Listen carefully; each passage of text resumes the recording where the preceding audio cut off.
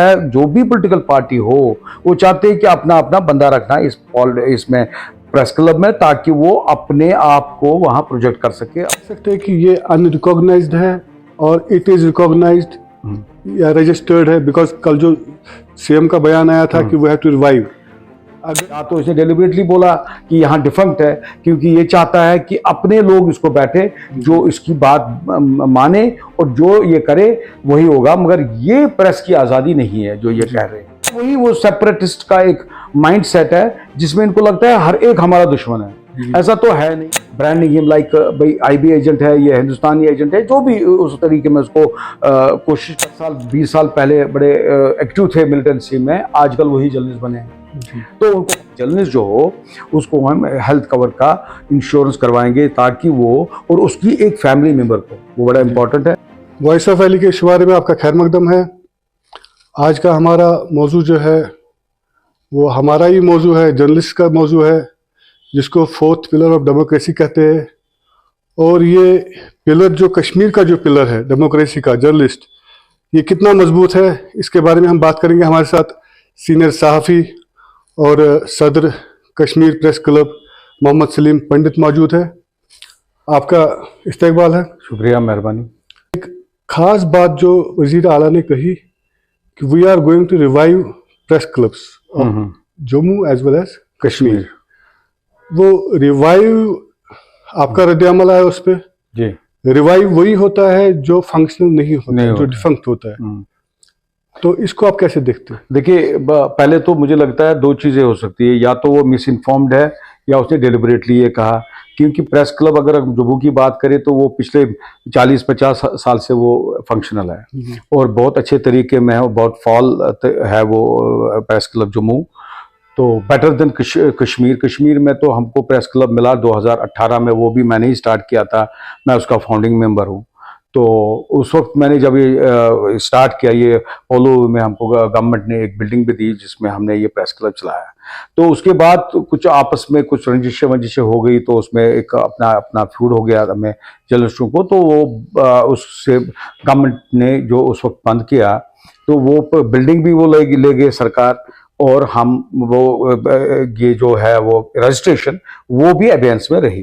तो उसके बाद मैंने 2024 में बड़ा एक जतन करके हमारी जो एडमिनिस्ट्रेशन थी यहाँ उनसे मांग के मैंने प्रेस क्लब एक और स्टार्ट किया जिसका नाम रखा गया प्रेस क्लब ऑफ कश्मीर। क्योंकि ये जो कश्मीर प्रेस क्लब था जिसका मैंने नाम रखा था 2018 में, वो बैन कर दिया था गवर्नमेंट ऑफ इंडिया ने भी और यहाँ के स्टेट एडमिनिस्ट्रेशन ने भी या यूटी एडमिनिस्ट्रेशन ने भी। उसके वजूहत यही थे कि दो दरों के दरमियान, दो फैक्शंस के दरमियान एक फ्यूड हुआ था।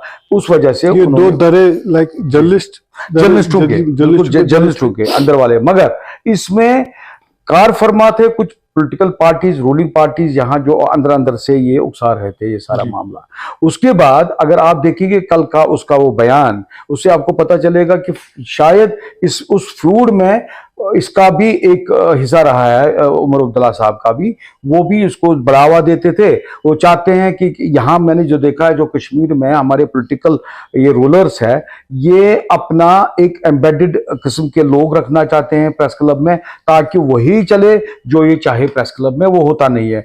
गवर्नमेंट का कोई दखल नहीं होना चाहिए किसी भी प्रेस क्लब में। अगर आप दिल्ली में देखोगे या बॉम्बे या कहीं भी देखोगे, वो ऊपर होता है इन चीजों से, किसी के इन्फ्लुएंस से या रूलिंग पार्टी के इन्फ्लुएंस से या कोई बाहर हो ये पॉलिटिकल पार्टी, उस पॉलिटिकल पार्टी से ये बिल्कुल बेदून होता है। मगर यहाँ कश्मीर में क्या है, कश्मीर में चाहता है जो भी पॉलिटिकल पार्टी हो वो चाहते हैं कि अपना अपना बंदा रखना इसमें प्रेस क्लब में, ताकि वो अपने आप को वहां प्रोजेक्ट कर सके, अपनी पार्टी को प्रोजेक्ट कर सके।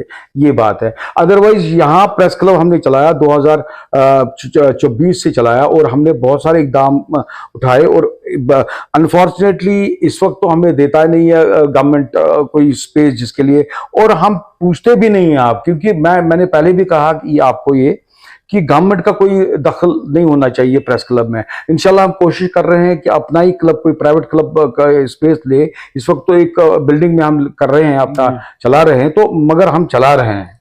तो ये इसलिए इसका ये कहना, और इससे बेहतर था अगर ये अपने इस बजट स्पीच में ये कहता कि एलोकेशंस करता जम्मू क्लब को या हमें कश्मीर प्रेस क्लब को, वो अच्छा रहता और हमें एक सहूलियत मिलती। जो हमें इकट्ठा करना पड़ता है पैसा या किसी और ऑटोनोमस बॉडी से मांगना पड़ता है, तो बेहतर था कि अगर गवर्नमेंट ही हमें एलोकेट करे। जो अगर ये समझते हैं ये सेंसिटिव है अबाउट डेमोक्रेसी और फोर्थ पिलर मानने का, मुझे नहीं लगता है उनको इतनी वो एक लगता है वो एक स्पिरिट है कि वो इस प्रेस को आजाद रखने के लिए और अपने बलबूते पे चलने के लिए कोई मदद करे, माली मदद, ये तो करने के लिए तैयार है नहीं।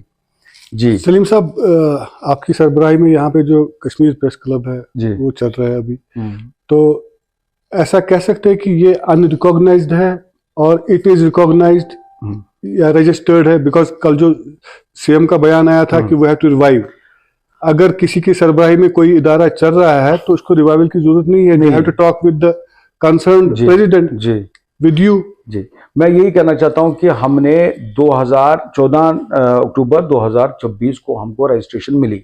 अप्लाई तो उससे पहले किया हमने 2 महीने पहले, क्योंकि उसमें एक रीजन होता है, उसमें आपको क्लियरेंस लानी है सीआईडी की, वो भी लाई हमने। उसमें ये भी लाना पड़ता है वो ये जो फिर उसके बाद हमें ये भी लाना पड़ा एक clearance from the law secretary. इसलिए लाना पड़ा क्योंकि एक नाम का इशू था उसमें, कश्मीर प्रेस क्लब हम यूज नहीं कर सकते थे, तो लॉ सेक्रेटरी ने हमको यही तजवीज किया कि हम इसका नाम चेंज करके Kashmir press club of Kashmir रखा, तो इसलिए उन्होंने अप्रूव किया वो नाम। उसके बाद हमने इंडस्ट्रीज डिपार्टमेंट को, जो वहाँ इंडस्ट्रीज ये जो सोसाइटी का होता है रजिस्ट्रार और ये जो डायरेक्टर है, तो डायरेक्टर ने अपने कमिश्नर के थ्रू वो अप्रूव करके हमें 14 अक्टूबर 2024 में दिया वो रजिस्ट्रेशन। इसलिए एक बाज़ाब्ता रजिस्ट्रेशन है गवर्नमेंट की, यहाँ जो हमें यूनियन टेरिटरी है अंडर न्यू लॉ, ये जो रजिस्ट्रार ये जो हमारी सोसाइटी एक्ट है वो भी अब आ गया आफ्टर एब्रोगेशन ऑफ आर्टिकल 370 2019 के बाद। एक नया लॉ आया यहाँ जो सेंट्रल लॉ है, जिसमें 11 आदमी होने चाहिए, ये जो हमारे एग्जीक्यूटिव बॉडी मेंबर्स है। पहले तो 7 ही होते थे जो स्टेट लॉ था, मगर सेंट्रल लॉ में हमको 11 देने पड़े और उनका सारे सबको हमें वेरिफिकेशन हो गई, सीआईडी वेरिफिकेशन हो गई, पुलिस का क्लियरेंस मिला, तब जाके रजिस्टर हो गया। और ये बिल्कुल उमर साहब को पता है, ये डिस्कस हो गया 1 महीना पहले जब सवाल आया था, तो इन्होंने हमसे भी रब्ता किया था थ्रू इंफॉर्मेशन डिपार्टमेंट, हमने उनको सारे कागज दिए थे, इसको पता था। और इसके बावजूद या तो इसने डेलिबरेटली बोला कि यहाँ डिफंक्ट है, क्योंकि ये चाहता है कि अपने लोग इसको बैठे जो इसकी बात माने और जो ये करे वही होगा, मगर ये प्रेस की आजादी नहीं है जो ये कह रहे हैं। लेकिन उमर अब्दुल्ला ने ये भी कहा कि प्रेस की आजादी के लिए काम होगा। उन्होंने बड़ा, उनको लगता है कि यहाँ पे प्रेस आजाद नहीं था।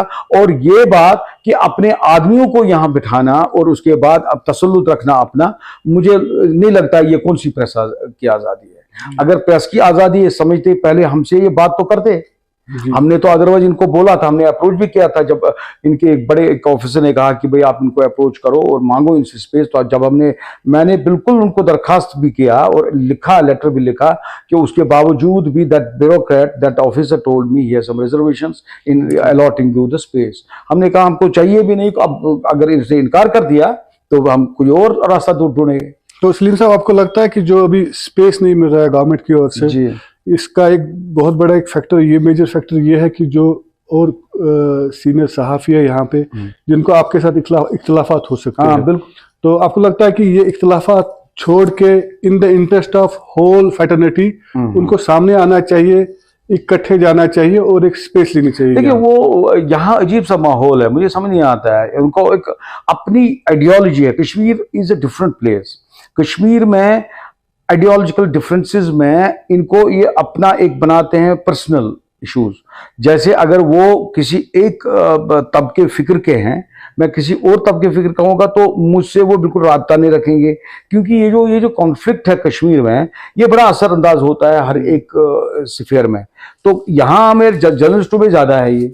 अगर उनको मेरे साथ बनती नहीं है इन मामलों में, या कोई एक वेवलेंथ नहीं है उनको मेरे साथ, मगर वो फिर उस चीज को मैं, अगर मैं कोई तजवीज करूं अच्छा चीज, उसको भी अपोषण करते हैं। अदरवाइज मैंने बड़ी कोशिश की थी, मैंने उनके साथ भी राब्ता किया था कायम, और मैं चाहता हूं कि वो भी आए, वो भी मिले और वो भी चलाए, मगर सवाल ये है कि वो अपने तरीके में चलाएंगे, जो जहां हमको ऐसी नौबत आएगी कि हमें ट्रस्ट कल को कोई करेगा नहीं, ना हमें लोग करेंगे ट्रस्ट, ना हमें गवर्नमेंट करेगी ट्रस्ट, ना हमें ब्यूरोक्रेट जिनके साथ हमारा काम है, कभी कभार हमें काम पड़ता है। देखिए, गवर्नमेंट के बगैर कुछ नहीं चलेगा, मतलब I mean bureaucracy, I don't mean the establishment.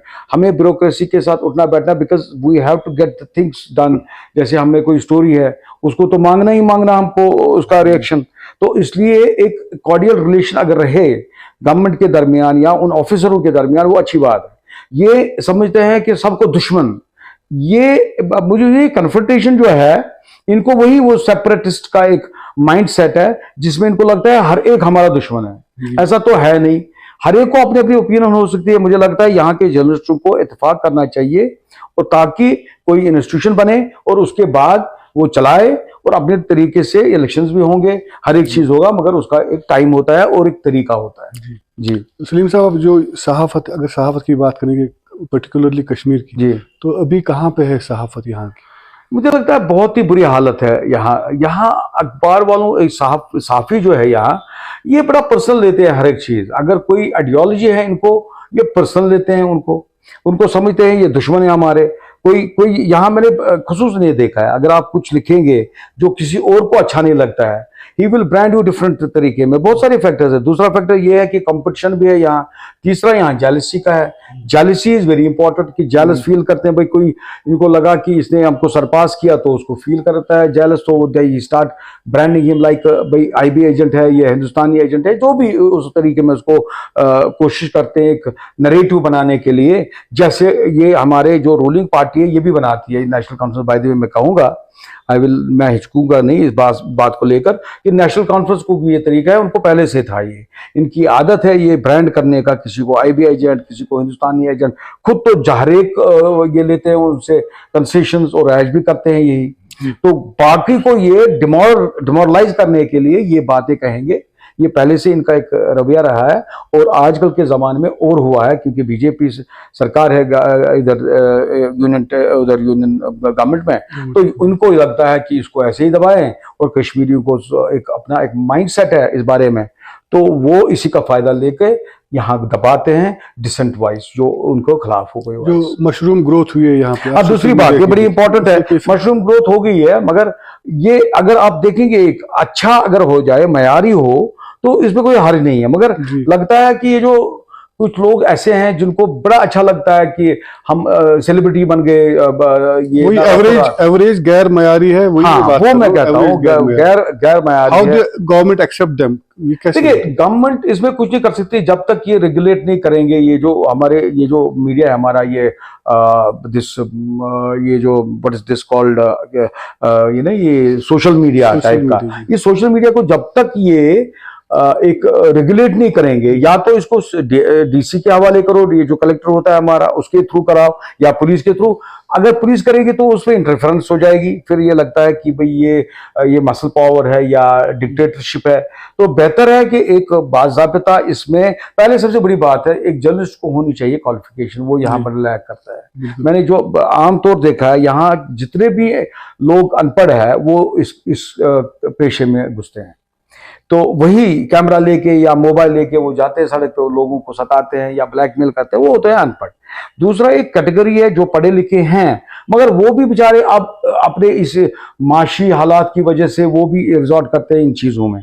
मगर मुझे लगता है कि गवर्नमेंट का इसमें, इसीलिए मैं ये कहूँगा यहाँ कि ये जो हमारा प्रेस क्लब है, कश्मीर प्रेस क्लब, ये प्रेस क्लब ऑफ कश्मीर, इसमें हम ये बनाना चाहते हैं एक इथिक्स कमेटी जो रेगुलेट करे। अब हम खुद ही करेंगे, ये सेल्फ रेगुलेशन होगा जी। तो अपने आप को खुद हम वो इंट्रोस्पेक्ट करेंगे और देखेंगे कि कहाँ कोई जर्नलिस्ट की, या हमने लोगों को कहा है जैसे ब्यूरोक्रेटों को, प्रोफेशनल्स को, डॉक्टर्स को, अगर कहीं उनको लगे कि कोई ब्लैकमेल करता है वो हमको राब्ता कर सकते हैं। हमारी जो कमेटी है वो बैठेंगे और उनके साथ डिस्कस करके वो सॉर्ट आउट करेंगे वो मसला। सलीम साहब, आपको लगता है जो एडमिनिस्ट्रेशन या गवर्नमेंट की बात करें, जो ताखीर हो रही है रेगुलेट करने में, ऐसे जो गैर मयारी जो इंस्टीट्यूशंस है यहाँ पे, तो आपको लगता है कि उनको शायद एडमिनिस्ट्रेशन को भी चाहिए कि अनपढ़ जर्नलिस्ट ही चाहिए उनको? देखिए नहीं, यही मैं आपको बताऊं, उनको अपनी वेस्टेड इंटरेस्ट है, एडमिनिस्ट्रेशन हो या गवर्नमेंट हो, वो इनको सताना नहीं चाहते। दे वांट दैट ऐसा होना चाहिए यहाँ, ऐसे लोग, क्योंकि जैसे आपने अभी फरमाया कि भाई वो इसलिए एनकरेज करते हैं कि उनको अपने काम आते हैं। बिल्कुल सिंपल सा कैमरा चलाना है, वो बोलते रहते हैं, तो इनको वो अवॉइड करते हैं, वो इग्नोर करते हैं ये बातें, ये अनपढ़ है, ये क्या है, उसको बड़ा ये देते हैं। मैंने देखा है हमारे आजकल के इस दौर में, जो आज से 10 साल 20 साल पहले बड़े एक्टिव थे मिलिटेंसी में, आजकल वही जर्नलिस्ट बने हैं, तो उनको पता भी है, तो उनको वो देते भी है एक्सेस। ये जो हमारे रूलिंग क्लास है, जो अच्छा जर्नलिस्ट हो, जो बिल्कुल परफेक्ट जर्नलिस्ट हो, उसको तो आगे आने नहीं देते हैं। उसमें यही रीजन है क्योंकि वो बात करेगा डिसेंट की, वो बात करेगा इसके भाई बरक्स जो ये चाहता है, तो शायद उसको एनकरेज नहीं करते हैं ये। लेकिन अगर एस्पेक्ट देखें हम, बिगर एस्पेक्ट, तो it is affecting our society badly. यही तो वजह है, मैं यही कह रहा हूं आपको कि अगर लार्जर पिक्चर में देखे, एक बड़ा वो ना, मैं कहूंगा ये एक ऐसी व्यू ले जिसमें इनको लगे कि भाई ये गलत हो रहा है सोसाइटी के लिए, ये इन द लॉन्ग रन ठीक नहीं है, मगर ये नहीं समझते। ये मान के आप चलिए, ये बिल्कुल इनका वो मायोपिक व्यू है। ये चाहते हैं कि हमको क्या मिले, हम अपने पावर में रहने चाहिए, तब तक ठीक है। ये ब्रॉडर इनका वो नहीं है, वो एक दूरंदेश नहीं है इनको, कि जहां ये चाहे कि भाई प्रेस है, यहाँ का जो फेटर्निटी, प्रेस की फेटर्निटी है, ये उभरे और बहुत ही अच्छे तरीके से ये काम करे। मैं यहाँ आपको ये कह रहा चाहूँ, बड़ा इंपॉर्टेंट पॉइंट है ये। अगर आप पाकिस्तान में देखोगे, वहां का मीडिया इतना हौश पौश तरीके में वो हो गया है, वो इतना मुझे वो बुरा लगता है इस सेंस में कि उनको कोई ये ख्याल नहीं है कि हम गवर्नमेंट के खिलाफ बोलते हैं कि अपनी कंट्री के खिलाफ बोलते हैं। यहाँ कम से कम इंडिया में मैंने ऐसा देखा कि यहाँ के जो जर्नलिस्ट है, पेट्रियट है, और कंट्री के खिलाफ वो बात नहीं करेंगे, इन द सेंस कि एस्टैब्लिशमेंट के, अपने एस्टैब्लिशमेंट के खिलाफ सोच समझ के करते हैं। अगर आप देखेंगे contrary to what is happening in this part of the world, वहां पाकिस्तान में देखेंगे, वहां वो गालियां देते हैं, आर्मी को देते, हम तो दे नहीं सकते। यहाँ जजों को भी वो बुरा भला बोलते हैं वहां, तो वो मुझे लगता है वो बड़ा गैर मयारी अब हो गया है वहां। मुझे नहीं लगता ऐसा होना चाहिए। वो तो गालियां देते हैं, वो पता नहीं क्या क्या बड़े गलत शब्द बोलते हैं उनके खिलाफ, क्या गलत अल्फाज यूज करते हैं, मगर यहाँ देखिए फिर भी एक डिसिप्लिन है, ये मैं मानता हूं, या डर की वजह से वटएवर, मगर है एक डिसिप्लिन। अगर देखेंगे मेन स्ट्रीम इंडियन मीडिया, वहां भी एक डिसिप्लिन है, उसके बाहर नहीं जा सकते हैं। ये जो 19(1) आर्टिकल ए है, इसमें कुछ प्रोविजोज है जो आपको रेस्ट्रेन करता है कि एक हद तक आपकी ये आजादी है। ये इतनी आजादी नहीं है आप किसी को कीचड़ उछालोगे किसी की, या किसी को बुरा भला कहोगे, देयर इट स्टॉप्स। आपकी आजादी उसका स्टार्ट होता है। सो यहां मुझे लगता है इसका बिल्कुल एहसास है। हिंदुस्तान की बात करता हूं, इंडिया के, अगर आप कश्मीर में देखो थोड़ा ही अब बिखर गया है ये, मगर जब से यूनियन टेरिटरी बनी थोड़ा सा अब होने लगा, या डर कहिए या इनको जो दबाव था वो था। अब ये जो नई गवर्नमेंट सरकार आने लगी, इसने थोड़ा सा लूज छोड़ के अपने मफाद के लिए उनको भी ये जगह देता है। इसलिए मुझे लगता है ये मयार नहीं रख सकेंगे नेशनल कॉन्फ्रेंस गवर्नमेंट। सलीम साहब, आखिरी सवाल आपसे, जो यहाँ पे जो बडिंग जर्नलिस्ट है या वर्किंग जर्नलिस्ट है, नवजात जर्नलिस्ट भी बहुत सारे, यहाँ पे चैलेंजेस बहुत है जी, तो क्या लगता है आपको किन चीजों की जरूरत है उनको? अरे सबसे बड़ी बात यह है कि मुझे लगता है ये जो जर्नलिस्ट है, ये हर एक जर्नलिस्ट, ये हर एक का काम है नहीं। जर्नलिस्ट होना चाहिए, पहले नॉलेजेबल होना चाहिए। नहीं, मैं वही कह रहा हूँ जो सही मानों में जर्नलिस्ट है, कौन कौन सी चैलेंज है यहाँ पे? बहुत चैलेंजेस है। आप देखिए, यहाँ तो पहले है नहीं कोई स्कोप इसका, क्योंकि यहाँ बड़े बड़े आपको है नहीं कोई इदारे जी। दूसरी बात, कि बड़े इंडस्ट्रीज तो है नहीं, जैसे अपने अखबार हो यहाँ बड़े बड़े हमें या इंस्टीट्यूशंस, अगर यहाँ है भी, अगर छोटे मोटे इंस्टीट्यूशंस के तरीके में हो, फॉर एग्जांपल अगर आप ये उर्दू अखबार लेंगे, कुछ है आफ्ताब है, कुछ है, आप देखिए आफ्ताब में सबसे ज्यादा होनी चाहिए थी एम्प्लॉयमेंट, पुराना बहुत पुराना अखबार है, 53-56 ईयर्स हो गए उसको, आज तक उनको 3 या 4 लोग चलाते हैं टोटल। उनको एक इंस्टीट्यूशन होना चाहिए था, अब बिजनेसमैन के हवाले है वो अखबार, खैर, तो वहां 3 या 4 लोग काम करते हैं, वो नहीं होना चाहिए। ये जो नए नए हमारे निकलते हैं पास आउट्स यहाँ के मास कम्युनिकेशन के, वो वहां लगने चाहिए थे।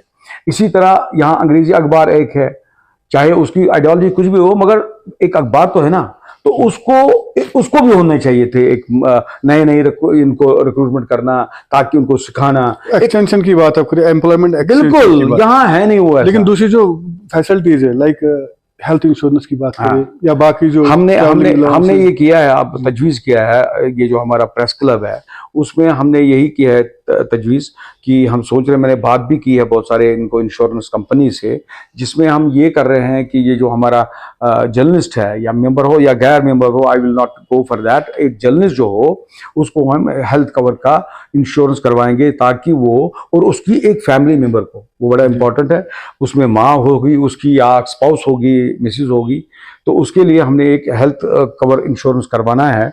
उसमें 5 लाख तक हम देंगे, उसमें इंश्योरेंस करवाएंगे, और 5 लाख मिलता है प्राइम मिनिस्टर्स इसमें से योजना में, तो ये मिला के 10 लाख होगा। तो और उसमें मैंने जो बात की है बैंक्स वालों से, अभी चलती है बैंक डिफरेंट एजेंसी से मेरी बात हो रही है, इंश्योरेंस एजेंसी से, तो जो मुझे सबसे बेस्ट ये देगा ऑफर, तो मैं उनके साथ करूंगा ये, जिसमें ये हो कि इंस्टेंटली एक तो कार्ड होना चाहिए, चलना चाहिए, और हर एक हॉस्पिटल, चाहे वो मेदांता हो या जो भी हो, बड़े से बड़ा हॉस्पिटल हो, वो हर एक हॉस्पिटल में चलना चाहिए, वो एंटरटेन होना चाहिए, वो बड़ी इंपॉर्टेंट बात है। और इंस्टेंटली जो ही कार्ड हम इशू करेंगे तो इसको मिलना चाहिए। उसके लिए हम एक कर रहे हैं, काम कर रहे हैं, या तो हम देखेंगे अगर 500-600 में, मैं कोशिश कर रहा हूँ 500-600 अगर वो लेंगे हमें प्रीमियम ईयरली, तो उस पर काम चलेगा मेरा। अगर नहीं तो फिर हम अपने साथियों को भी बोलेंगे, वो भी थोड़ा सा कंट्रीब्यूट करेंगे, और प्रेस क्लब भी कंट्रीब्यूट करेंगे, तो ताकि मैं कोशिश कर रहा हूं जो बड़े बड़े हमारे बिजनेस हाउसेस हैं यहाँ, इनसे भी हम कोई डोनेशन मांग के हम चलाएंगे किसी तरह। We don't want anything from the government. अगर इग्नोर किया उमर साहब ने हमारा ये प्रेस क्लब, तो लेट हिम इग्नोर इट, मगर मैं कोशिश करूंगा जो यहाँ बड़े बड़े बिजनेसमैन हैं उनसे हम राब्ता करेंगे, वो एक डोनेशन के तरीके में, और बड़े बड़े जो हमारे पब्लिक सेक्टर्स हैं, हाँ, तो उनको जैसे पेट्रोलियम मिनिस्ट्री हुआ, जैसे बैंक्स हुआ, ये उनको एक सोशल रिस्पॉन्सिबिलिटी स्कीम होती है, उसमें से कुछ पैसा लेके हम ये इंश्योरेंस कराएंगे। क्योंकि यहाँ जो लोग हैं बेसिकली, यहाँ वो जर्नलिस्ट उतने वो पैसे वाले नहीं है, ये मैं मानता हूँ, मगर जो है उनको वो करेंगे नहीं। तो बेहतर है कि हम किसी बड़े बिजनेसमैन से डोनेशन लेके, जिसको हम क्लब का मेंबर भी बनाएंगे। मैंने उस वक्त भी किया था, जो 2018 में मैंने कोशिश की थी बड़े बड़े बिजनेसमैनों को, जो कॉर्पोरेट हाउसेस है, उनको ये रोप इन करने का, ताकि वो भी मेंबर रहे प्रेस क्लब को, और वो हमें डोनेशन भी दे।